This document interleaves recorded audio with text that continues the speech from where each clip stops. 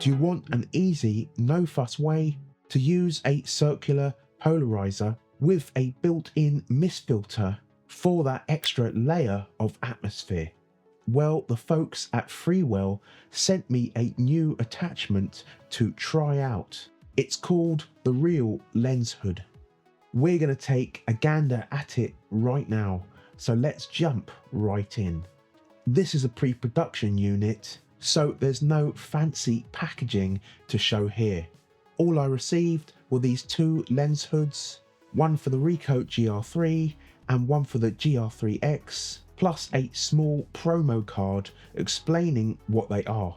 First impressions, it feels really solid in the hand, definitely a metal build, no plasticky bits here. It's got a proper purposeful feel to it. It's pretty weightless, 76 grams with the cap on and only 53 grams with the cap off. Also, if my hands look a little weird in this video, that's because they are weird. I've got a rather annoying and debilitating disability that makes simple things like screwing on a lens hood feel like a high stakes mini game.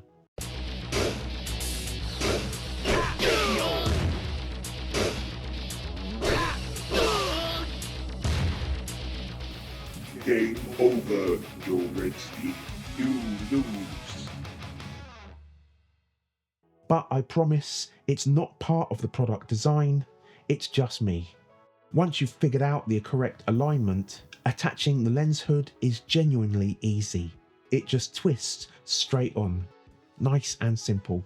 To turn the CPL filter, you literally just flick this little switch here. It's dead easy, and honestly, it makes a lot of sense. Much easier than reaching in and rotating the filter manually like you would with a standard setup. If you want to take the lid off, you click these two buttons at the side, and if you want to access the filter inside, you just flip the lid up using these little notches here. And then you can just twist the filter out and replace it whenever you want. Now, I'll be honest, despite a video description, I couldn't physically twist the filter out myself, but that's a me issue, not a design flaw.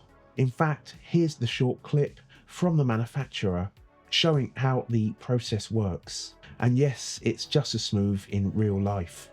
And one cool feature worth mentioning, the cap here includes an NFC chip, not active in this pre-production model, but when it's ready, you'll be able to tap your phone on it to access the instruction manual, warranty info, and anything else Freewell makes available. Very handy. When using it on the camera, there's not a huge amount to say. Once it's attached, it doesn't really add much bulk. As we've seen, it's pretty lightweight, so the camera with the lens hood feels very manageable in the hand. And unlike me, I'm sure that people without annoying disabilities will have no trouble using the switch to rotate the CPL filter whilst looking at the Ricoh's LCD screen. The switch is a breeze to use, and if you're shooting compositions where a CPL makes sense, this setup makes it genuinely easy and worthwhile. Both parts of the filter do their job.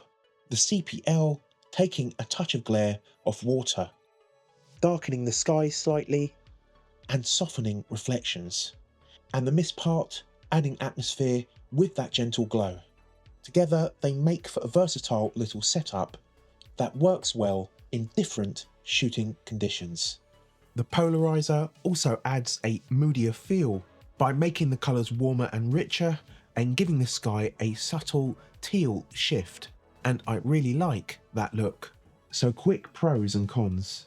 Pros are it feels really solid, the flip up lid is a clever design, and if you're someone who likes using filters, especially CPLs, this makes the whole process super simple. The cons, it does add a little bit of bulk, so if you're all about keeping your Ricoh cameras super pocket friendly, this might not be ideal. It's not huge, but it's definitely not invisible either. I think it's especially well suited for landscape photography or travel photography. where you have time to rotate a CPL. Street photographers might find it a little bit too bulky or slow for fast-paced shooting. But if you shoot a mix of styles, it could still have a place in your kit. And it's important to note that they're bringing out versions for Fuji and Leica cameras as well. So is this something that you'd be interested in using? Please let me know down below. We'd all love to hear your comments. And if you want to dig deeper into street photography techniques and creative tips, check out my Patreon for more learning and behind the scenes content. Now go and watch this video next to dive into the atmospheric world of shooting windows. It's all about light, layers, and mood. Until we meet again, go forth and create.